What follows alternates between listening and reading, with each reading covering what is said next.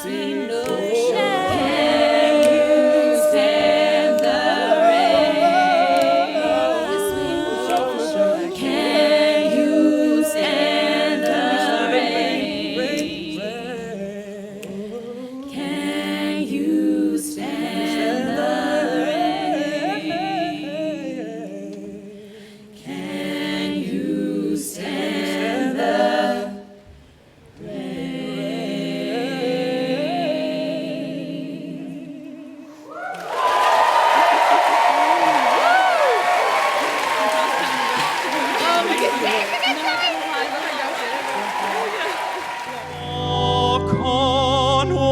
Walk on, with hope in your heart, and you'll never walk alone.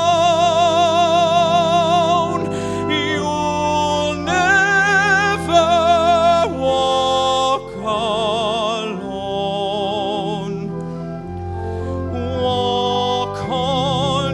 Walk on with hope in your heart, and you'll never walk alone. You'll never walk alone.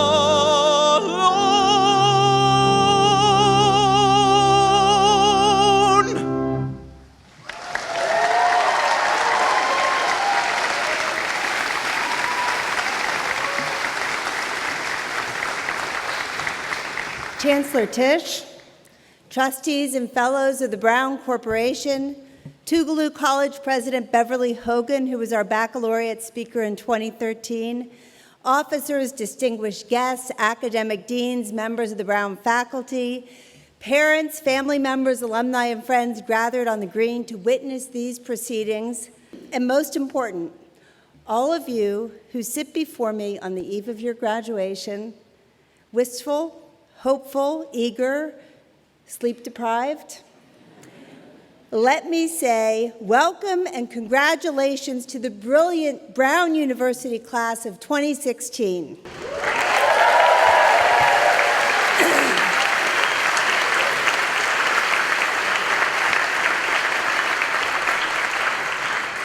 So tomorrow, on the lawn of this meeting house, you will officially become members of Brown's 248th graduating class, and you'll begin writing the next chapter of your stories of who you will be in your lives after Brown. And without question, you'll encounter a world that needs your knowledge, and communities that need your involvement, and neighbors who need your kindness.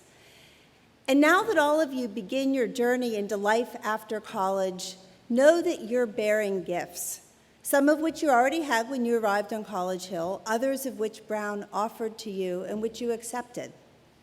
Gifts like empathy, intellect, hope, creativity, as well as the gifts of clarity and self-awareness. You came to Brown because you saw a fit between your thinking and the fiery social conscience that has driven generations of Brown graduates to feats of grace, large and small. Your contributions to this university and impacting lives outside of our gates were inspired by a keenly felt wish to have your actions matter in some way to others, to make the world better. Today, there are Brown alumni all over the planet doing the detail work of sparking change. They're mentoring youth, they're improving healthcare, they're building innovative businesses, or simply taking steps to correct things that need to be corrected. So, no question, the history of Brown is an unbroken narrative of graduates who care about the greater good. And it is part of your narrative now and forever. So the world needs you to be true to yourself, to be exactly who you are, Brown University graduates, constructive, irreverent, prepared to be people of consequence, and bearing gifts. Our speaker today is one such person. Kevin Gover, citizen of the Pawnee Nation of Oklahoma, saw education as a pathway to an engaged life, embracing opportunities to learn and serve. A degree from Princeton's Woodrow Wilson School, a law degree from the University of New Mexico, law practice focusing partly on federal Indian law, and then an appointment as Assistant Secretary for Indian Affairs at the Department of the Interior. In September of 2000, when he stepped up to the microphone and addressed the 175th anniversary of the establishment of the Bureau of Indian Affairs, the gift he was bearing was integrity. On that day, on behalf of the Bureau, Kevin offered an unprecedented, heartfelt, and courageous public apology for the agency's many failures to protect the interests of Native American communities. The racism, the violence, the deliberate spread of disease, the theft and destruction of Indian property, Kevin conveyed the Bureau's acceptance of the entire tragic legacy, adding that in doing so, quote, "We accept also the moral responsibility of putting things right." And that's exactly what he set out to do, leading efforts to rebuild neglected Indian schools and support college-bound Native American students, and now directing the extraordinary National Museum of the American Indian in Washington, D.C. So tomorrow, when Brown University confers on Kevin Gover an honorary degree, Doctor of Humane Letters, it will be as if we are welcoming him home. And his story, too, is, after all, about bearing gifts. So please join me in welcoming Kevin Gover.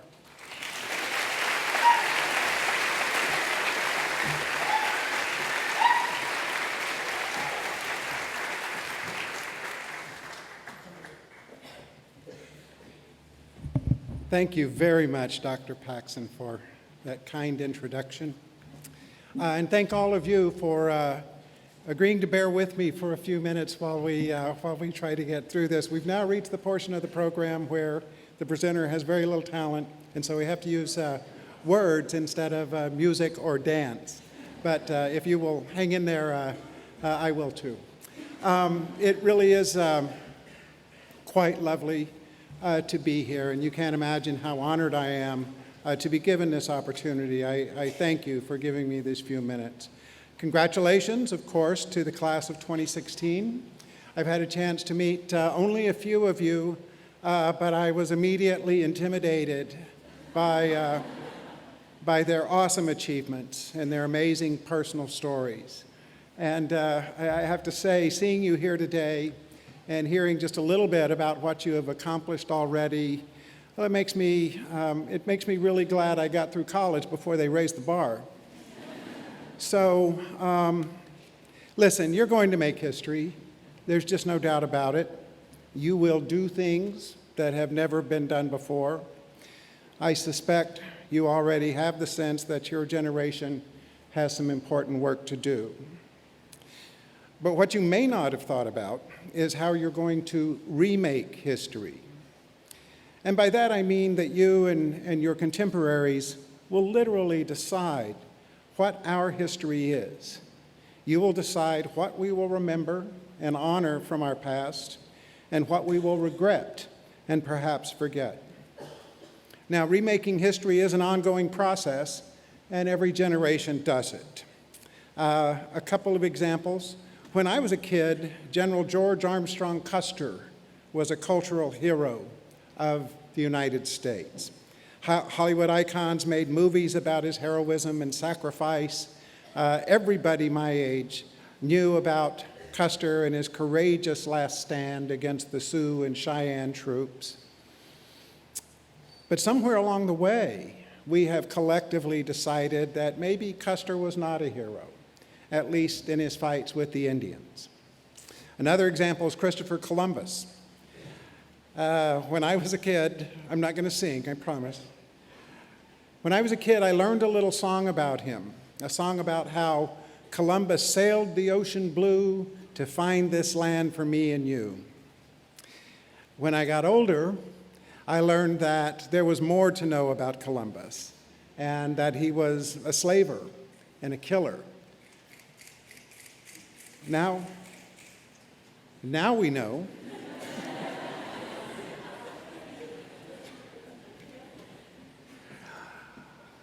Now we do know about Columbus. And again, we are deciding collectively that perhaps we should not be celebrating Columbus Day. And I was very pleased to see that Brown has joined the institutions and communities that now celebrate Indigenous Peoples Day.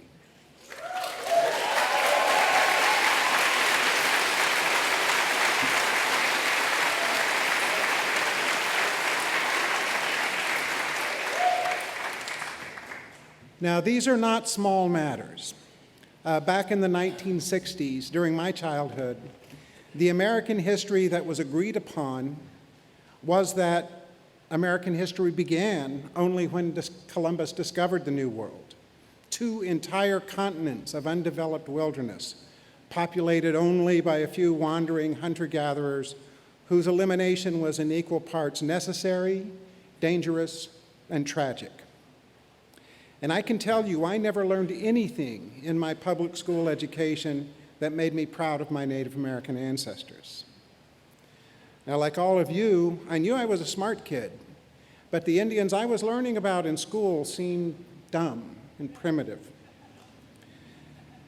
The racial messages that I took from my schooling were so powerful. I knew I was an Indian, but I literally wondered whether the reason I was smart was that my mother was white.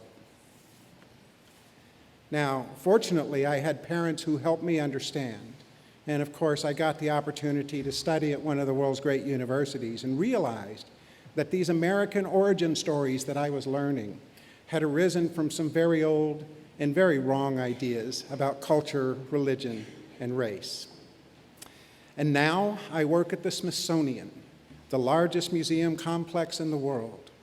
And I have as a mission to bring about the day when no little kid, regardless of background, who learns the history of our country will ever feel the way that I did. This becomes particularly urgent because my wife Anne Marie and I just gained a new grandson, and his name is Osamequin. Like his older brother and sister, Osamequin is Comanche and Pawnee.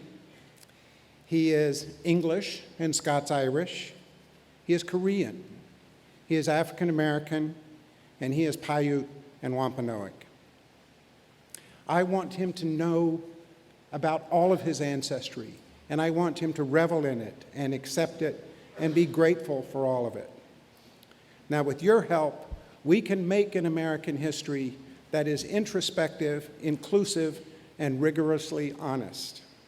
And if we do that, I believe we'll find that this new history is amazing, far more than the anodyne narratives that are still being taught in our schools. So let us consider a few American origin myths. These are the stories we tell ourselves about ourselves. So they say as much about how we think of ourselves as they tell us about how we think of our ancestors. Some of our favorite origin stories have Indians in them. Pilgrims, Plymouth, and the first Thanksgiving, the Jamestown Colony and Pocahontas, Lewis and Clark and his Corps of Discovery and Sacagawea, and the Trail of Tears. Now, as Americans, we continually revisit our origin stories. Historians are constantly giving us more information to work with. We then sift this information through our modern sensibilities, and we decide again just what our history is.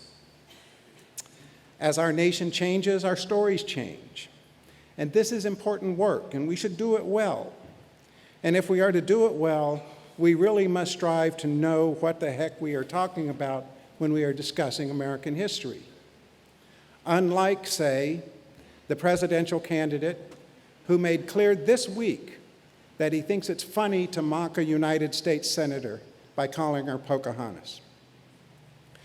Now, you all are about the right age to have grown up on the Disney movie Pocahontas, the imaginary Pocahontas, who rescued John Smith, and she wore a buckskin cocktail dress. She talked to her animal friends. But of course, that's an imaginary Pocahontas. The real Pocahontas was a child. She was 11 years old when the Jamestown Colony was founded. She was kidnapped and held for ransom by the English. She eventually married and became Rebecca Rolfe. She had a child, Thomas Rolfe, and sadly, she died only a few years later in England at the age of 22. Now, Pocahontas left a weird legacy that tells us something important about our country. It turns out that many of Virginia's first families labored mightily to establish that they were descended from Thomas Rolfe and Pocahontas, because she was, after all, a princess.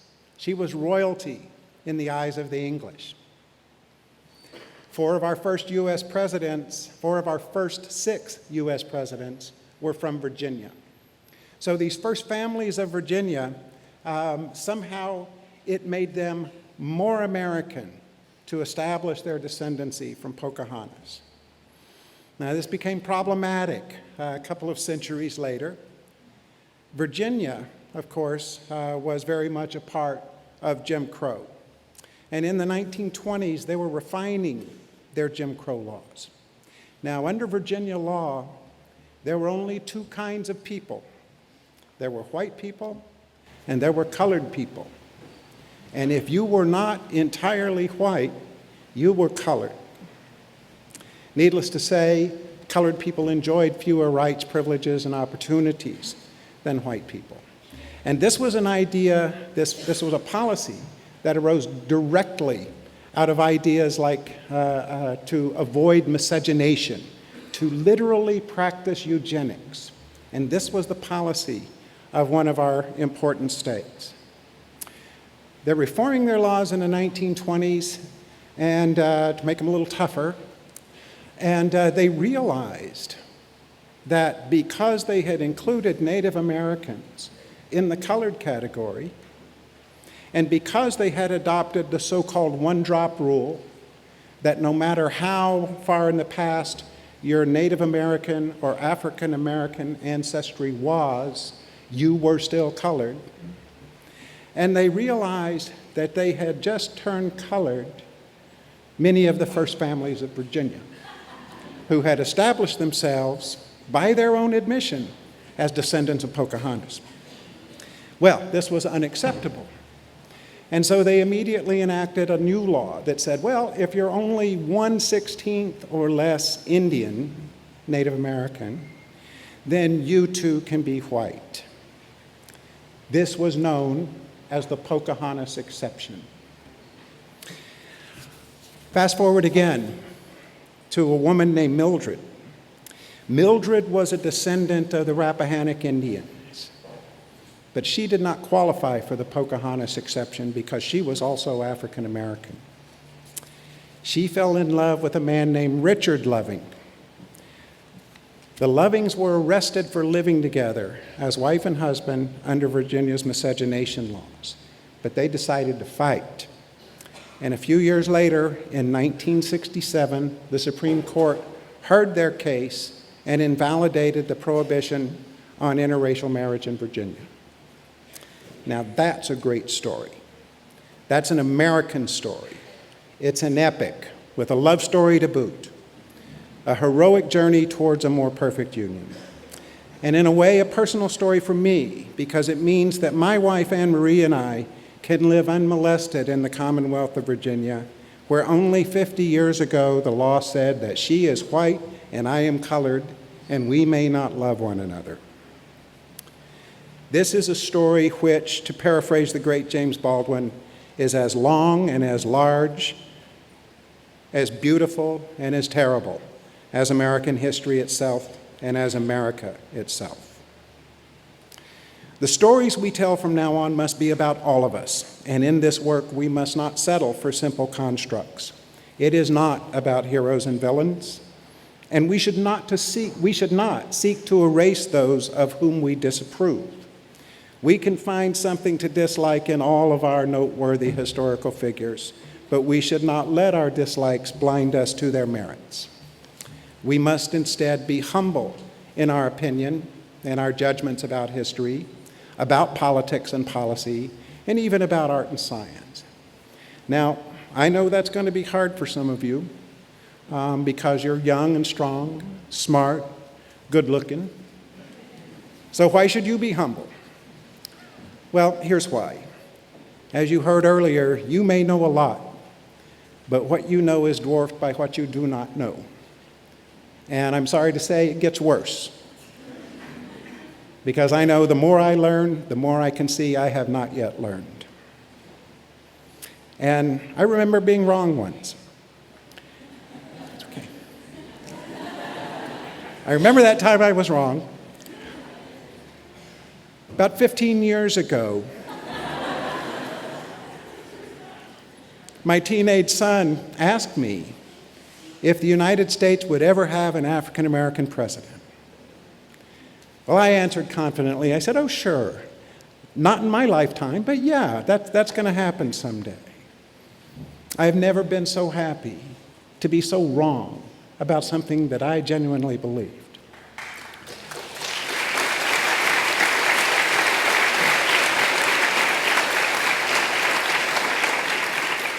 So I go on knowing that 50 years from now, some smart college kid is going to read something that I've written or said and think, look at this fool, how could he possibly have believed that? Now that I think about it, some of you may be thinking that right now.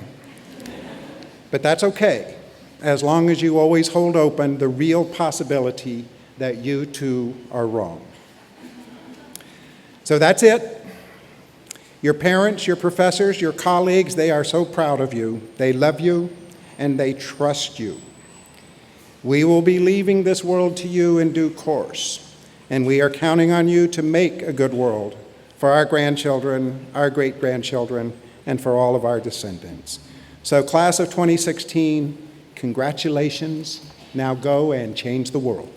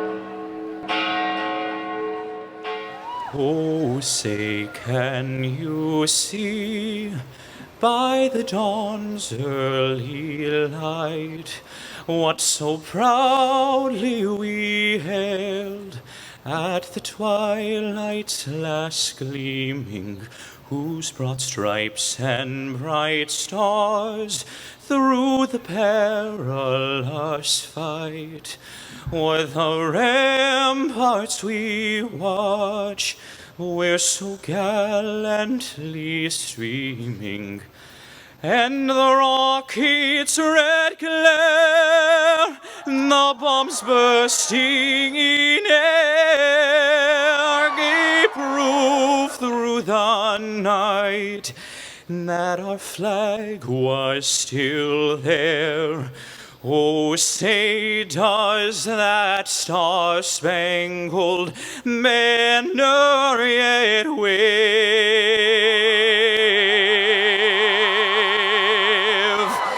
o'er the land of the free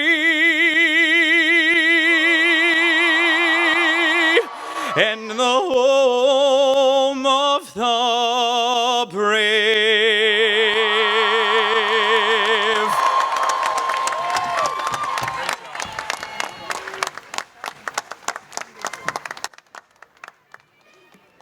By the authority vested in me by the Charter of Brown University and the Board of Fellows of the Corporation, I hereby declare the 248th Commencement of Brown University convened.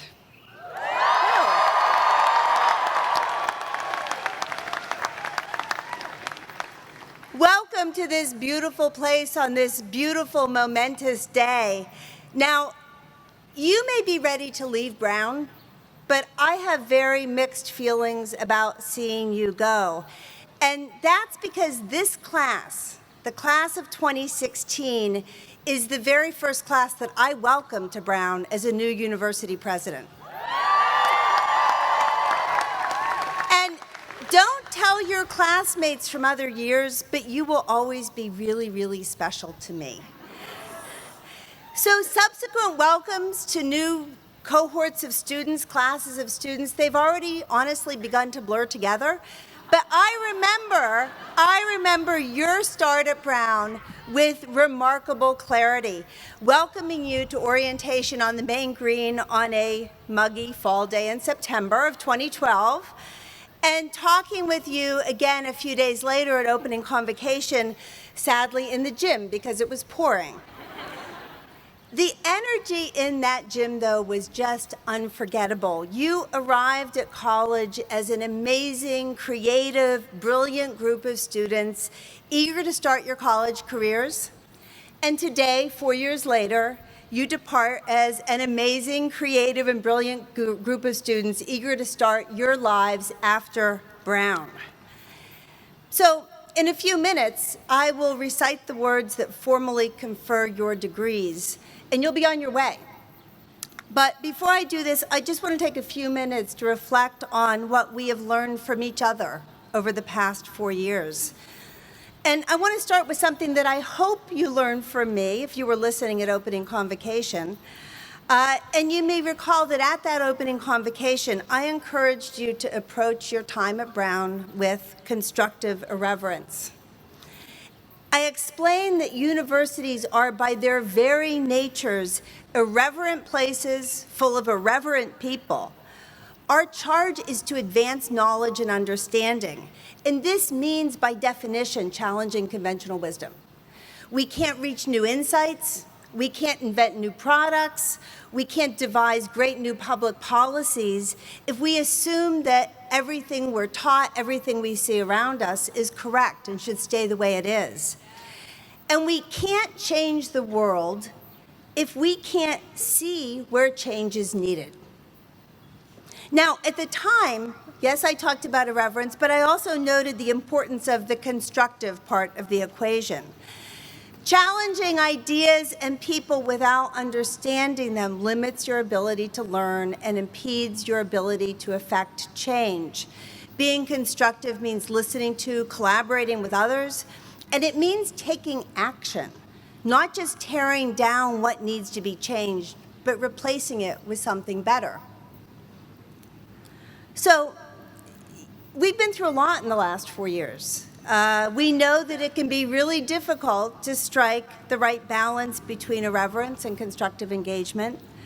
And this played out on our campus in discussions about fossil fuel divestment, racial injustice, sexual assault, freedom of expression, numerous other topics. And while we don't always get it right, there is so much that we can be proud of here. We're a learning community, and we learn from each other. It's a two-way street. And I know that I have learned a tremendous amount from you during our 4 years together. And time again, I've seen members of this community step forward to pose creative, constructive solutions to problems that we face on this campus and around the world. So in fact, while I may have tried to teach you about the theory of constructive irreverence on that day 4 years ago, in the time since then, you've taught me about constructive irreverence in action. I watch Brown students working together with others apply the knowledge that they've gained from their studies to make a difference in our community and the world at large. And I can recall numerous examples that involve many of you who are standing right here today. The students who conducted qualitative research on the water crisis in Flint, Michigan to ensure that the voices of affected families were heard. The students whose inspired work led to the creation of a new center for first-generation college students at Brown. The students who collaborated with legislators on drafting Rhode Island's first ever climate change bill, which was signed into law in 2015. The students who turned their knowledge of biotechnology into a new, faster rape test kit. And even, I would add, a team of lacrosse players that is playing the game in an entirely new and unconventional way, what they call controlled chaos. Congratulations, guys. Where are you? Lacrosse players. Somewhere. They're here. So these examples, these stories, they are quintessentially Brown. They're stories of determined individuals who are pushing forward for change in smart and savvy collaborative ways, making full use of all that they've learned on their academic journeys. They're stories of people who not only came up with good ideas, but who made those ideas come alive. Now, I have to say one thing. You're really great, but you can't take all the credit for your Brown experience. The truth is that for the last 4 years, you've lived in a community that was constructed for you by Dean of Admissions Jim Miller and our faculty and our staff, and yes, and they're great. This resilient and resourceful Brown ecosystem with its opportunities for personal creativity and growth and intellectually demanding academics and steady encouragement to think for yourselves and to give back to others, this is precisely the kind of ecosystem in which constructive irreverence thrives. So now you're leaving. And quite honestly, you're going into a world that doesn't always share the Brown zeitgeist. It's a place where personal insults pass for electoral politics, and where the media, social or otherwise, often creates hollow echo chambers that reinforce beliefs rather than challenge ideas. It's also a world, though, where people are grappling with the same fundamental questions that you've been asking at Brown, but on a much broader scale. Questions of how to create equity and justice, how to sustain successful, open, pluralistic societies, how to use technology for social good. So going forward, as you leave this place, you are going to see expansive opportunities to have an even bigger impact on the world. And as people who have been steeped in constructive irreverence, who are not afraid of learning and collaborating and creating and doing, you're perfectly prepared to play a role in finding solutions to the problems that animate these questions. So in the end, I don't want you to leave Brown. I want you to take Brown with you as you go. I want you to embed yourself in communities that support and inspire you. I want you to challenge yourselves to continue to learn and advance knowledge, and always to see where change is needed and to act. So let me close by saying something that I said to this class at opening convocation. I said the following: the Van Wickle gates will open for you on the day you graduate, I hope with better weather than we have had today. That worked? And you will walk back down this hill out into the world, and on that day, I hope you will be prepared to change a world that too often resists change and too often tolerates the intolerable. To apply this constructive irreverence to the world and all that lies beyond those gates is your challenge, and I hope your destiny. So, now we actually come to the most important part of this ceremony. In fact, the most important part of this day. And this is when you are actually awarded your degrees. So listen carefully. So I have to start by getting the assent of my colleagues to do this. And I'll say the following: Socii honorandi, juvenes quotas gradum baccalaureae, idonenos comperimus vomis presentamus, et eus ad hum gradum promovere liceat rogamus. Okay, we have permission. Candidoti o gradum baccalaureae auscultabunt. Will the candidates for the bachelor's degree please listen attentively? Auctoritati mihi commisso vos o gradum baccalaureae admitto, omniaqua jura ac privilegia ad hoc gradum pertinentia concedo, in huius rei testimonium diplomata vestis conglegis in conlegii Brahmane tradum. And for those of you who didn't take classics, by the authority vested in me, I confer upon you the bachelor's degree, and I grant to you all the rights and privileges pertaining to this degree. In testimony of this fact, I will award diplomas to your colleagues symbolically on the college green. Congratulations, you may now move your tassels.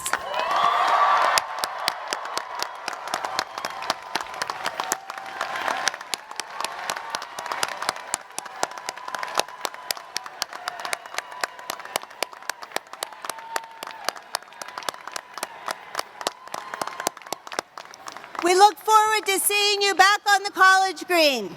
Congratulations.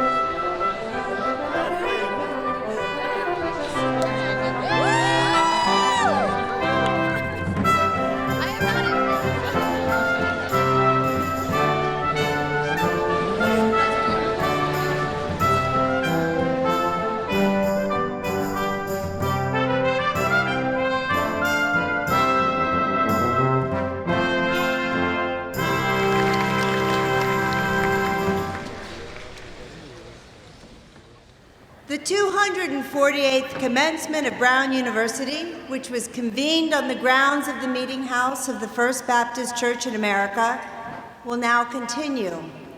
We will begin with the senior orations. The first oration, titled Storytelling, will be given by Jamel Watson Daniels.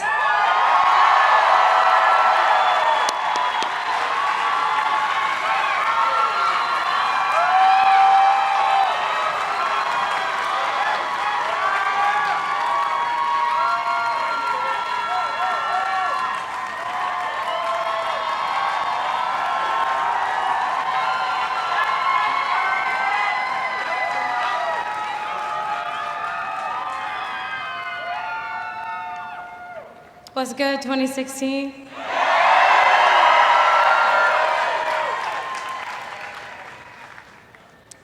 Enslaved blacks had a tradition of intentionally passing down oral stories from generation to generation.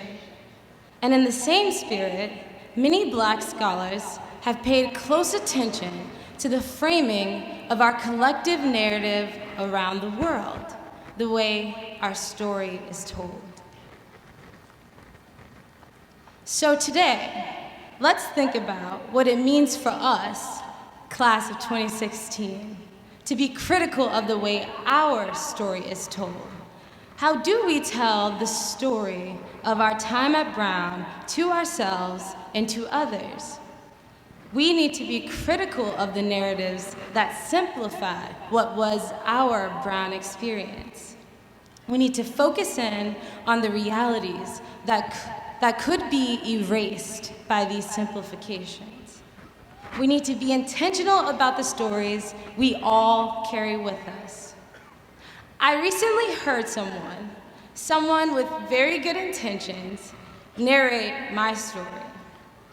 She saw me as a strong black woman who managed to flawlessly commit to and obtain a degree in physics. She said, "There's just something so special about you." I wonder about the stories we tell, the pieces we erase with silence, and the pieces we carry with us. And while I am flattered that there may be people who see that as my story, I have to admit that that simplified version of my story erases way too much.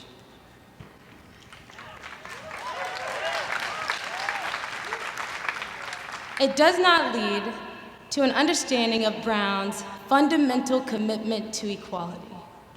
That should be at the heart of my story. So let me tell you my Brown story as it really went down. I was just trying to feel at home. Now, that does not mean I wanted to make Brown resemble where I came from. See, I'm originally from a small town outside of St. Louis, Missouri, and the recipe for that home would be something like St. Louis plus rhythm and blues and some hip-hop music, plus loving people laughing really loudly, plus my mom cooking up some of the world's best macaroni and cheese. Shout out to my mama. But that is not what I mean by home. You see, I was just trying to figure out what it would mean for there to be space for me to just be myself and at the same time be an affirmed and valued member of the Brown community. What it would feel like for me to be included, meaning space has been made for a person like me and will continue to exist over time. My story began with my search for that, which makes me wonder about the stories I tell, the pieces I could erase with silence, and the pieces I need to be sure to carry with me. As a first year, I began gathering the tools I would need to feel at home. I knew I wanted to concentrate in physics, which meant I would spend most of my time going back and forth between Barris and Holly and the Sciences Library. And when I searched only within the physics department, I found that space had not been made for a black woman like me. not in the larger international community of physicists, and certainly not here.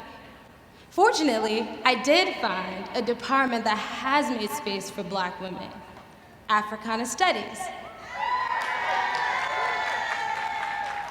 And in that space is where I observed and learned what it looks like for a Black woman to be both affirmed and valued, meaning included, meaning space has been made for people like me and will continue to exist over time.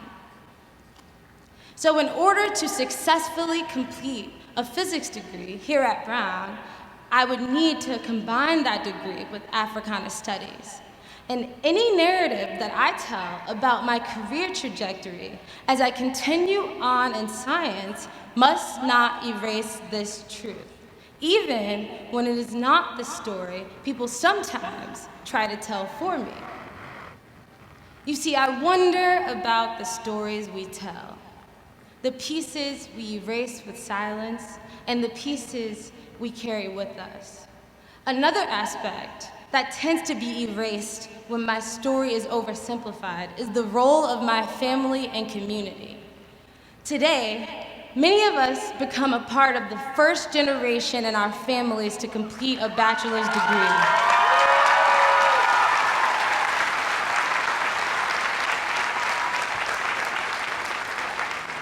And this should not be erased from our stories. To our families and communities, thank you. Thank you for the legacies of courage and pride, the strength to push through when we wanted to give up, the bravery to fight even harder when told we should give up, and love, so much love when we could not find it here at Brown. And knowledge, worth way more than any of our student loans. I don't want our families and communities to be left out of the stories we tell. You see, the truth about my story is that most of Brown had not made space for people like me when I arrived on this campus. And even the space that I and many of my peers here today have tried to make for ourselves is not guaranteed to continue on once we leave. For this reason, we have to be intentional about not erasing the pieces of our story that hold Brown accountable for being a home for all students alike.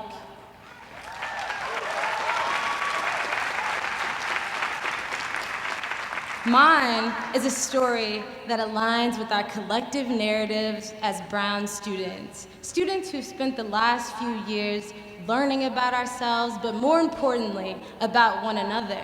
Many of us, this year especially, have worked to make Brown a type of home for all. We've worked to get closer to the vision that people from many different backgrounds and communities deserve a dedicated space at Brown carved out just for them. When we look back at our time, class of 2016, I wonder about the stories we will tell. Will we erase the painful realities with silence, or will we carry with us the true stories? We should choose to carry with us stories that hold us accountable to our collective commitment to human equality. Class of 2016, let's be intentional about the story we tell. Let us disrupt and challenge our narratives that we might remain forever true. Thank you.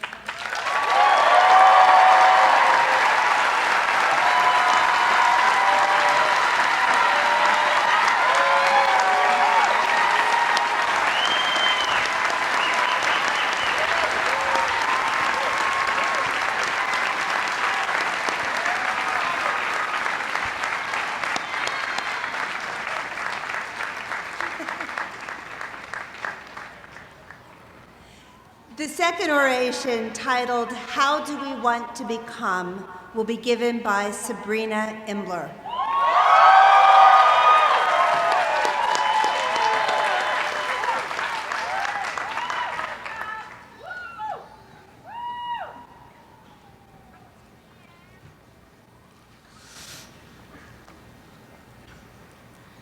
In her book, The Argonauts, Maggie Nelson writes, "Evolution strikes me as infinitely more spiritually profound than Genesis.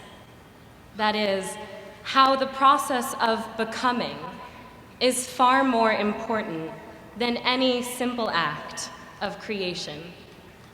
This strikes me as especially relevant to our time at Brown. Right now, none of us has quite grown up, but we're also not kids anymore. We're drifting somewhere in between, unsure yet overconfident, always sleepy yet somehow limitless. So if you were to ask me now that eternal question, what do you want to be when you grow up? I wouldn't quite know what to say. In Greek mythology, a ship called the Argo was rebuilt each year until all of its parts had been replaced. This resulted in an entirely new ship sailing under the same name. In this way, Brown reminds me of the Argo, how even though the students cycle through every 4 years, we can still come back to feel instantly and immeasurably at home. My 4 years at Brown have taught me to think critically, to interrogate, to unpack, and to deconstruct, but they haven't necessarily taught me to be anything.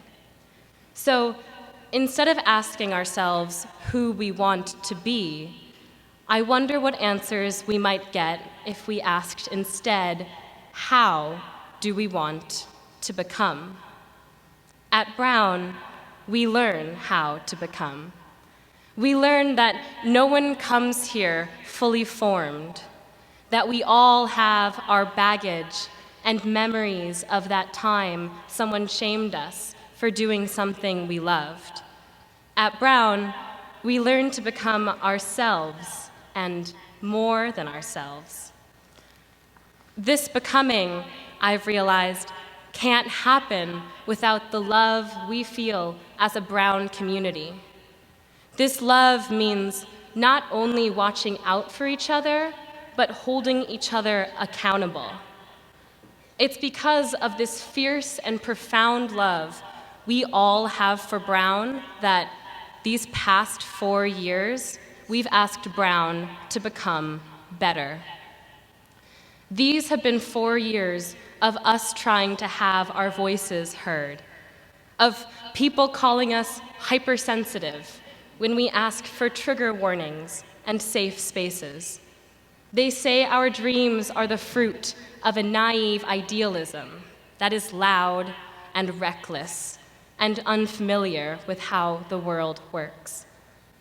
But these have been 4 years in a world that, again and again, tells us that some people matter and that others do not. They look at our skin and our bodies, how we move and think and fall in love, and they tell us who is valuable and who is not. They send some of us to college and some of us to prison. This is no one person's fault. This is the world. And Brown is not impervious to the world.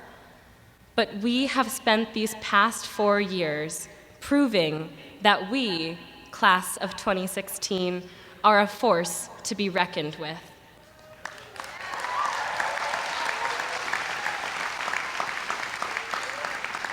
These have been 4 years of remarkable resistance on campus. We spoke out when we read troubling articles in student publications. This was not, as some argued, to infringe on anyone's right to freedom of speech, but to defend our humanity.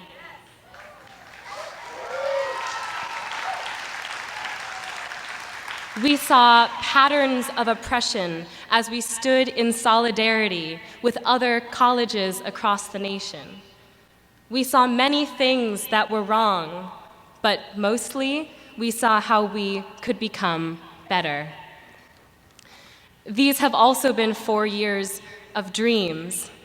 We entered heated discussions about the protests on campus that shook some of our friendships to the core. Then we built them back up again, stronger. Months of demands, protests, and solidarity resulted in the Diversity and Inclusion Action Plan. Last fall, I heard first-year students speak at a protest at the Van Wickle gates and felt a surge of both pride and shame. I was stunned by how much they already cared and was ashamed of my memory of myself as a first year. I was someone who spent most of her time eating onion rings at Joe's instead of reading about systems of hierarchy and oppression. Now, as a senior, I've realized you can and should do both. Like many other first years, I came to Brown with little conception of how the world works. But I got better. I stopped talking and started listening. I listened to my professors, to Kate Shapira, who taught me that there must be an ethics and accountability to all that we write, from petitions to poetry, to Francoise Hamlin, who showed me how social change can be untidy, disappointing, and triumphant all at once, and to Ralph Rodriguez, who showed me that we are all beautiful for the simple and profound reason that we are born to make the world better. I listened to student activists and minority peer counselors and slam poets who pour their entire selves into helping us understand and care for each other so much more. There are always limits to what we know right now, but no limits to what we can learn or unlearn. I am the person I am today because Brown believed that I could become her. No one ever said becoming was easy. It's hard, so hard, to look at someone or something you love so much and see how it could become different, how it could become better. But it's precisely because of this love that we continue to protest, to hold sit-ins and teach-ins, to engage with people over coffee in office hours or even over Facebook, because we can imagine everything Brown could become. This is a place drenched in infinity, where we can become not only what we never dreamed possible, but also what we were always meant to be, where my peers can create an organization to empower first-generation students at schools like Brown, where we can travel to the United Nations climate talks in Paris and advocate for countries hardest hit by global warming, where I longed for a boyfriend for 3 years until suddenly and incandescently I fell in love with a girl.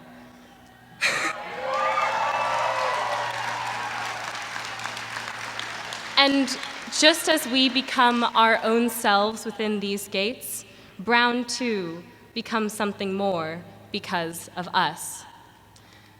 Sometimes I wonder what I might have become if I hadn't come to Brown.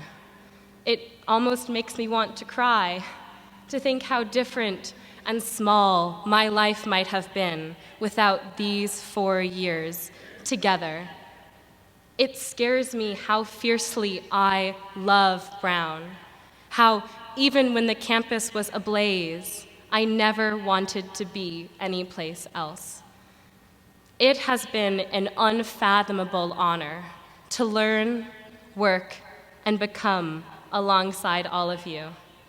Looking around right now at some of the best friends we've ever had, the orientation friends we never saw again after the ice cream social, and every beautiful soul we never got the chance to meet. When I look at all of you, I've never felt more in love. And to Brown, thank you for teaching us never simply to be, but rather showing us how to become. Congratulations, class of 2016.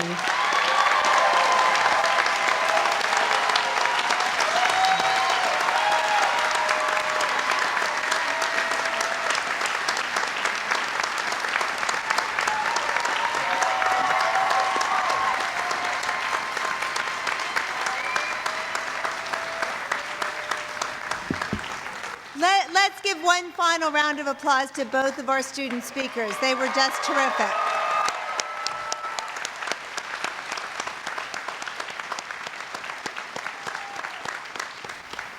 Candidoti honorandi nunc veniant. Now let the candidates for honorary degrees come forward.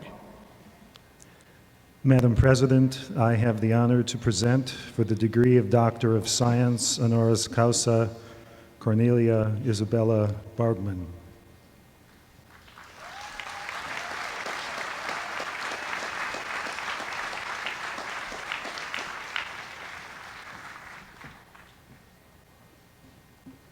Visionary scientist, incisive thinker, and leader by example, your research on the neural circuitry of worms has brought us closer than ever before to understanding the connections among genes, neurons, and behavioral output. Your landmark discoveries and your relentless curiosity about the human brain have won you prestigious accolades and positioned you as a role model for young scientists everywhere. Your belief in science as a community enterprise made you the perfect choice to co-direct the Advisory Committee for President Obama's BRAIN Initiative, which is directing funding to the most promising projects in neuroscience today. For your abundant contributions to science, education, and the advancement of human health through research, we honor you with the degree of Doctor of Science honoris causa.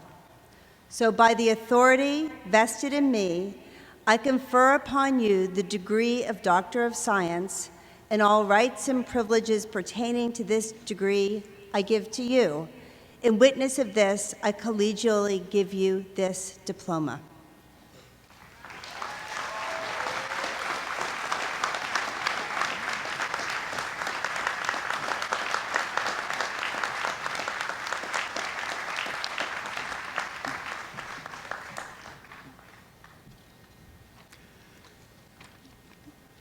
Madam President, I have the honor to present for the degree of Doctor of Fine Arts honoris causa Umberto Crenca.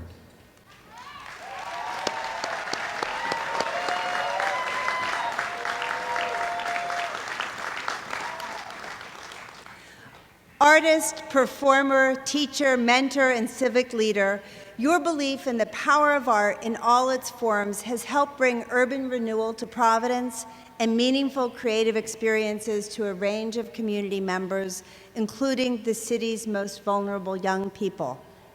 In establishing AS220 as a nonprofit, uncensored home for the arts, you created a model of equal opportunity, community engagement, and economic development.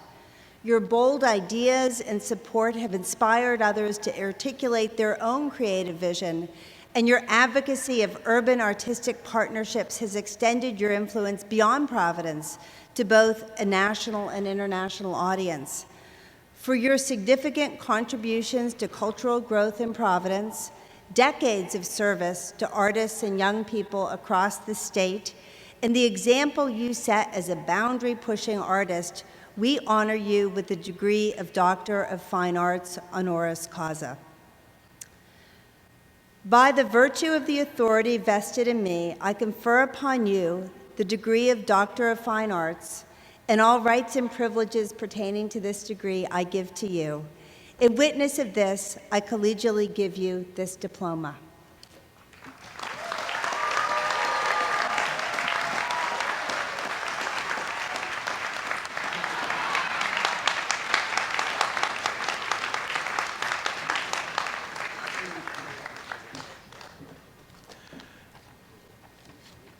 done. Yeah, good. It's great. Madam President, I have the honor to present for the degree of Doctor of Humane Letters, honoris causa, Angus Deaton.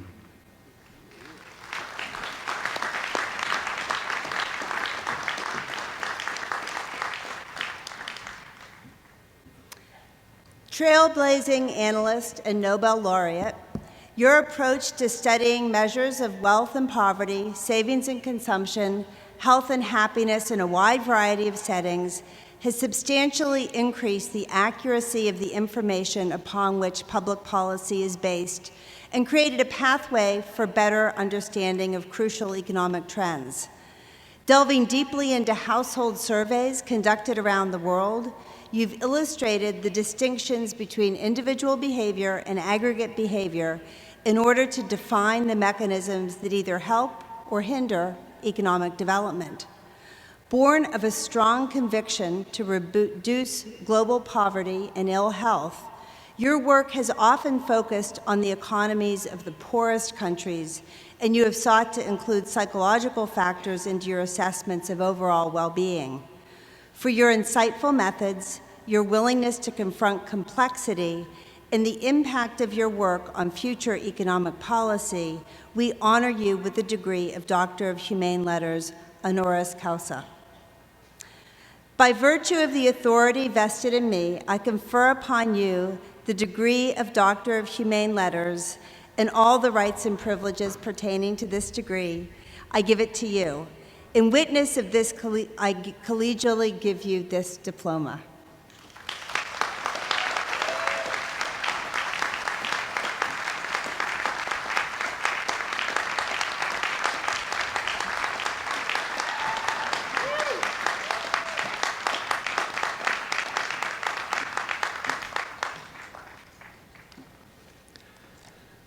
Madam President, I have the honor to present for the degree of Doctor of Humane Letters, honoris causa, Kevin Gover.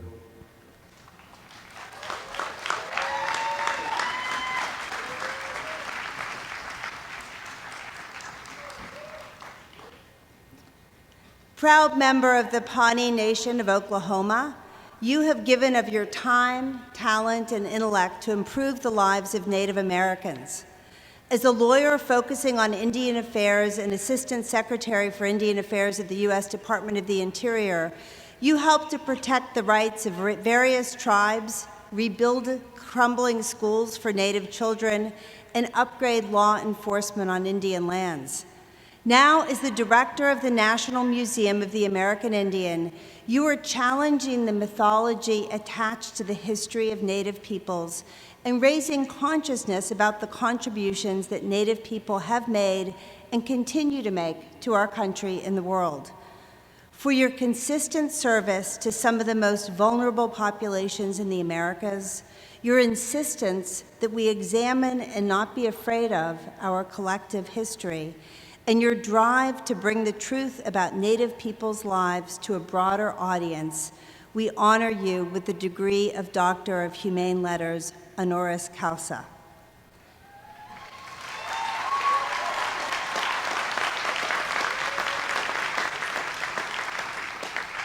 By virtue of the authority vested in me, I confer upon you the degree of Doctor of Humane Letters, and all rights and privileges pertaining to this degree I give to you.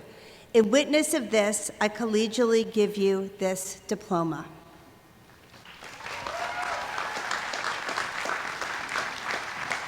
And please give Kevin Gover another round of applause for an outstanding address yesterday.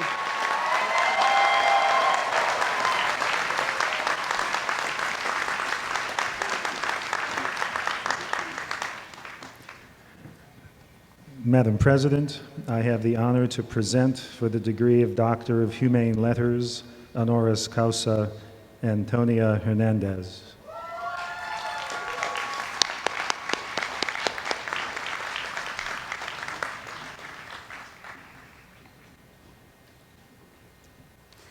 A nationally recognized expert in civil rights, immigration issues, and philanthropy, your career has been marked by tireless advocacy for the Latino community and a steadfast commitment to expanding opportunities for those affected by poverty and discrimination.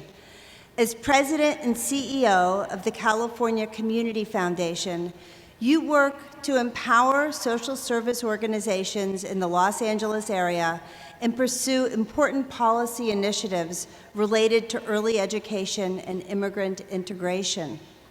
Your previous work as president and general counsel of the Mexican American Legal Defense and Education Fund helped to eliminate damaging and unfair practices in school district financing, employment, voting, and access to public services.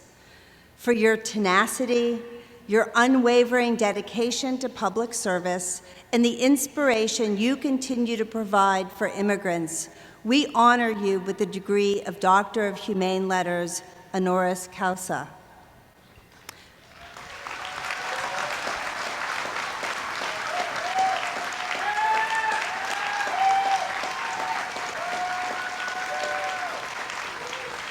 By virtue of the authority vested in me, I confer upon you the degree of Doctor of Humane Letters, and all rights and privileges pertaining to this degree I give to you.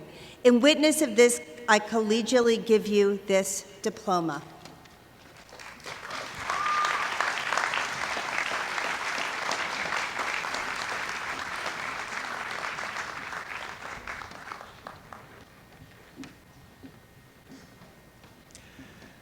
Madam President, I have the honor to present for the degree of Doctor of Humane Letters, honoris causa, Jean Elizabeth Howard.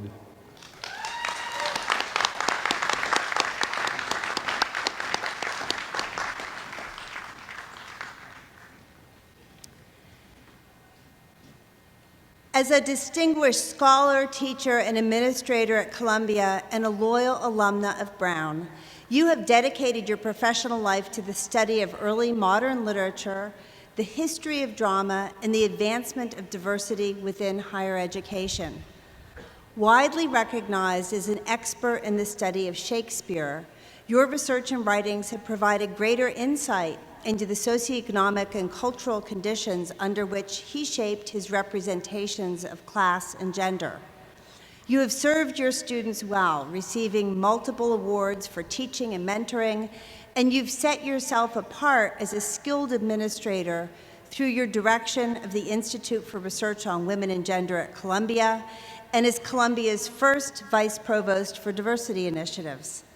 We at Brown are fortunate to benefit from your service as a trustee emerita, an active member of our Advisory Council on Diversity, and a co-chair of the Pembroke Center Associates Council. For your exceptional commitment to the life of the mind, your drive to improve accessibility for young scholars, and your years of service to your alma mater, we honor you with the degree of Doctor of Humane Letters, honoris causa.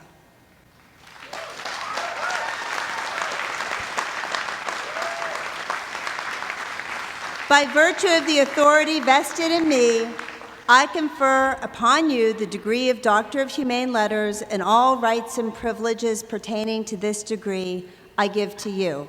In witness of this, I collegially give you this diploma.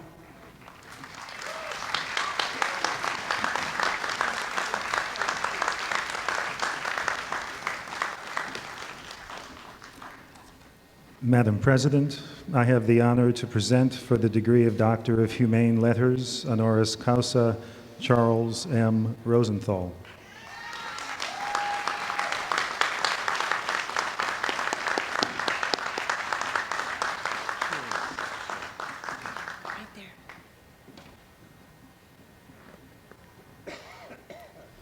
As a three-time trustee, a leader of the original Brown Parents Council, and a tireless champion of the university, your 30-year record of consistent service has had a tremendous impact on Brown's faculty and students.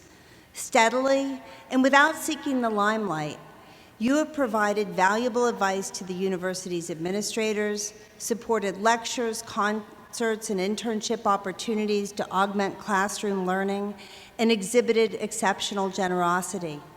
Your contributions have forever changed the shape and trajectory of the university. for your willingness to share your talents with the Brown community, and your desire to make a difference in the lives of generations of Brown students. We honor you with the degree of Doctor of Humane Letters, honoris causa.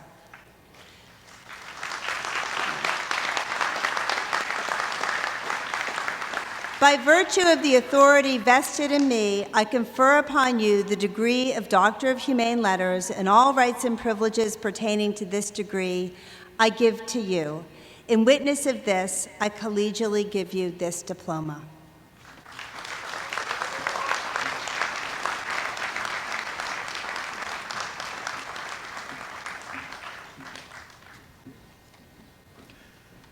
Madam President, I have the honor to present for the degree of Doctor of Medical Science, honoris causa, Thomas G. Katina.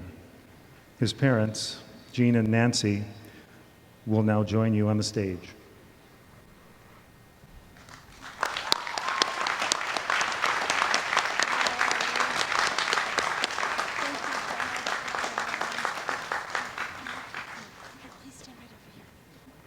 Yes.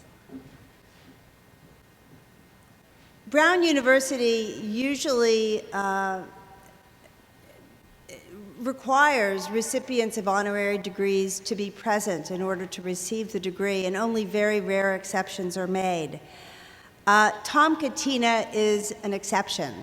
Tom is a Brown graduate, and for some years he's been living in Sudan running a medical clinic in the middle of a war zone. He wanted to be here today. It's his reunion year, but he couldn't get here. And we have a little bit of a recording that we're going to show. We hope to get him in on Skype, but the links aren't working right. So I'll first award his degree, and then we'll hear a little bit of a recording from Tom so you can get a sense of the kind of person he is.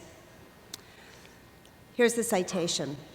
Your life's work has been defined by deep compassion and a singular devotion to providing care for victims of war and deprivation in Kenya and southern Sudan. With little regard for your own safety, you helped establish Mother of Mercy Hospital in Sudan's Nuba Mountains and became the only medical doctor at the only hospital in the entire region during a time of great national strife. Combining your medical skills, your ardent faith, and your calling to serve others, you've ensured the survival of thousands and begun the process of training your Nuba colleagues to eventually provide high-level care to their neighbors. For your selflessness, your determination to leave no patient untreated, and your illustration of what it means to be a true humanitarian, we honor you with the degree of Doctor of Medical Science, honoris causa.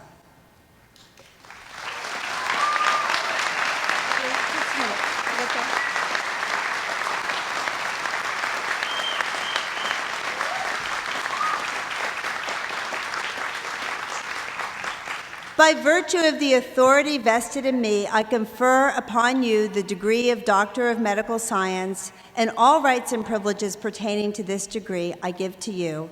In witness of this, I collegially give you, via your parents, this diploma.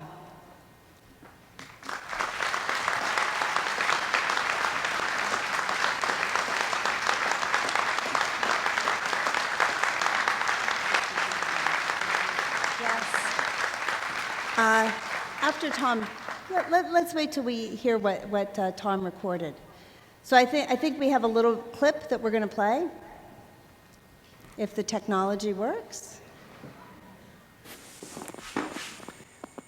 Hello and good afternoon from the Nuba Mountains of Sudan. It's so wonderful to be with you all today via Skype.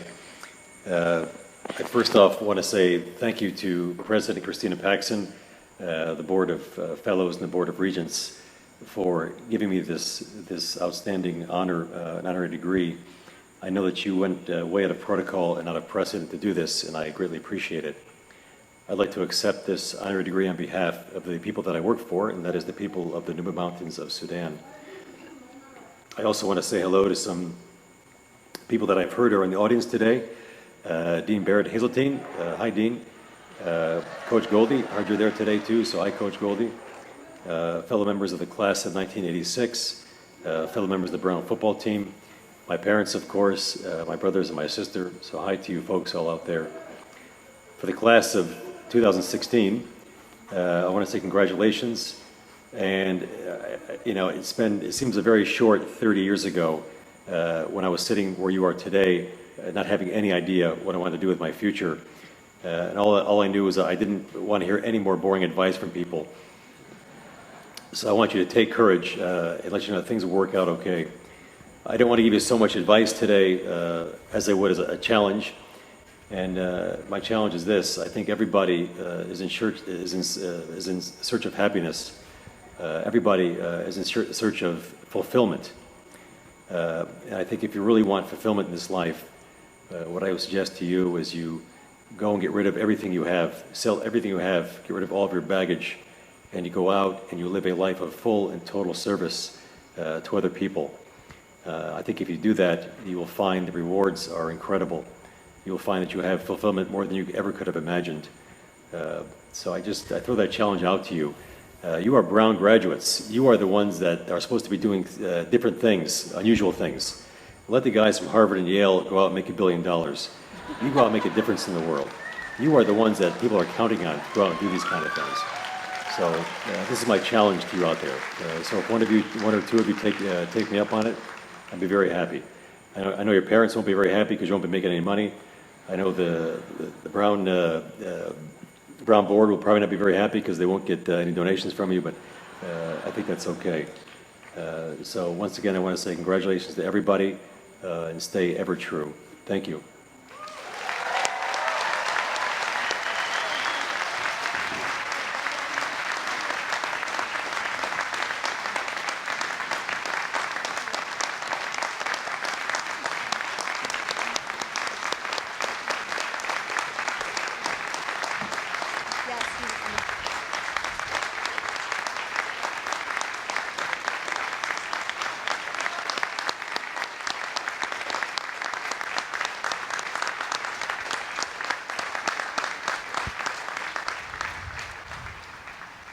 Before we present the degrees to the graduating students, I ask that you all join me in recognizing Adrienne Deschamps, SCB, Sarah Overstreet, AB, Victor Yoon Chul Chang, BA, and Georgia St. Lawrence, PhD, whose lives were tragically cut short.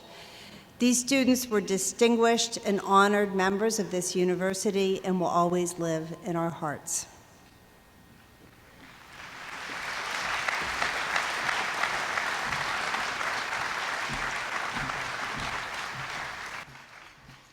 You guys look really great out there. Madam President, I have the honor to present the recipients of the degree of Bachelor of Arts of Brown University. Ulabenga Joseph will accept his diploma on behalf of the recipients of this degree.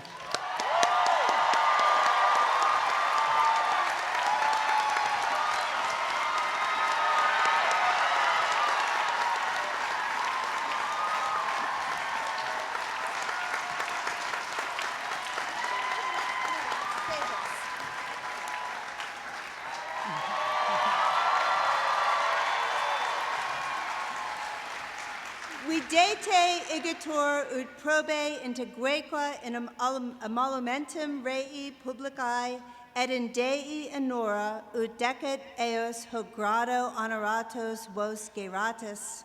See to it therefore that you conduct yourselves properly and with integrity to the betterment of the Republic and to the honor of God, as befits those who are honored with this degree. Be seated, Bachelor of Arts. You were supposed to stand. Don't worry, you still have your diplomas. It worked. Thank you.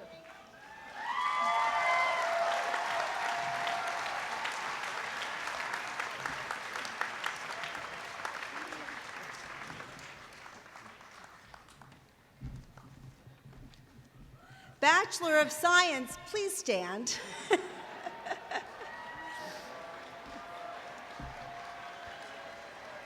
Madam President, I have the honor to present the recipients of the degree of Bachelor of Science of Brown University. Lillian Dominguez will accept her diploma on behalf of the recipients of this degree.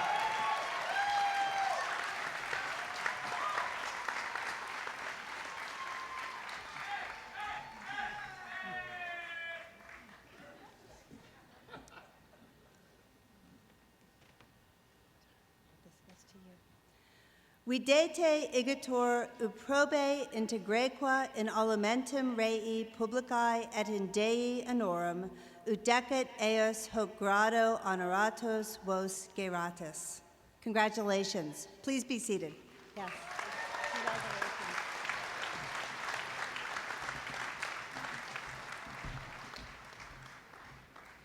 Combined Bachelors of Arts and Bachelors of Science, please stand.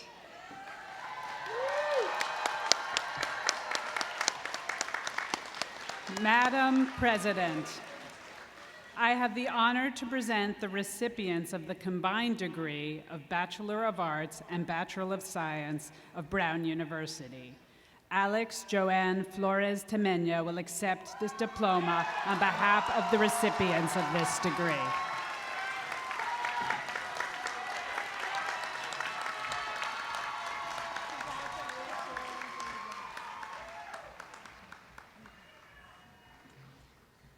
Videte igitur uprobe integrequa in emolumentum rei publicae et in Dei honorum udecet eos hoc grado honoratos vos geratis. Congratulations.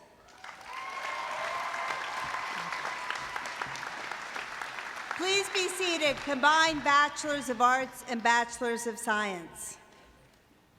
The Brown University Corporation has a chancellor and vice chancellor who are very important parts of everything that they do. And this year we have a transition in leadership. Tom Tisch and Jerome Vassalero are stepping down after 9 years of service in these positions as chancellor and vice chancellor respectively. And I want to ask you to acknowledge all the work and all the wonderful things that they've done for Brown. Can you stand?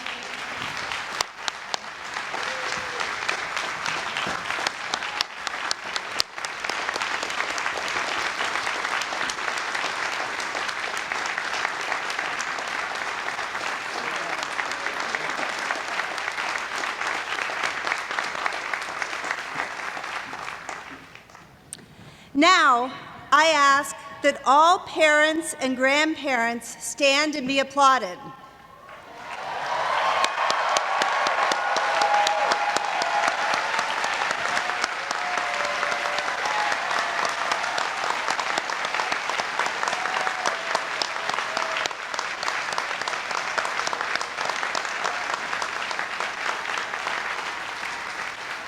I ask that all students who are graduating magna cum laude stand and be applauded.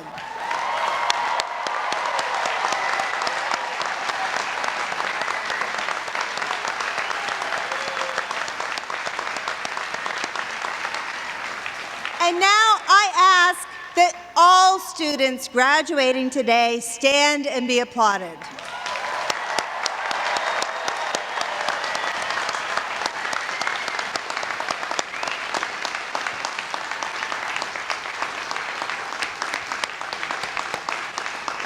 We salute you, we congratulate you, and we are so, so proud of you. Now please continue standing and join me in singing the Alma Mater.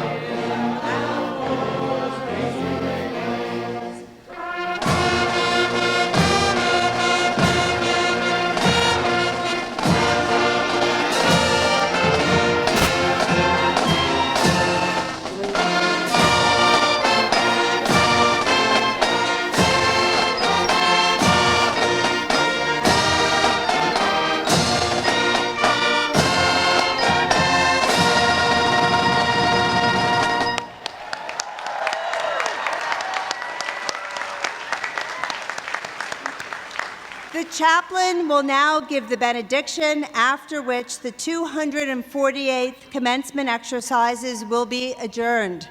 The ceremonies at which the graduating seniors will receive their diplomas individually will be held directly following this program.